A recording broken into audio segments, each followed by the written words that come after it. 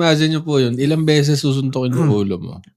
12 rounds. No, tas 12 rounds. Yun nga lang 3 minutes ka nagagagalaw, baka hindi mo ka nasubukan mo na ba mag-boxing? Nakagrabe. Diba? Ting 3 minutes. Round 3 pa lang. Subukan ko mag-boxing gym. Wala pang tumatama na. Sila, Nagpa-flash 12 rounds. ganun ka pa lang. Ayoko na.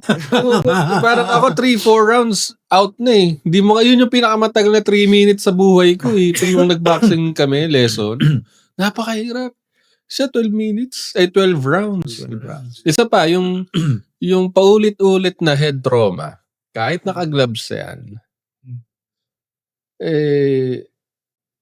kawawa yung kaya pag nagaganon ka, kailangan mong gumanyan eh. Diba? Nakakabobo yun eh. Pag nakaltok, nakakabobo ko. Nakakatakot lang talaga. Ang kalaban niya ngayon, si Mario Barrios, is in his prime. Prime niyan. And si Manny, medyo pa-sunset na eh. Diba? Parang,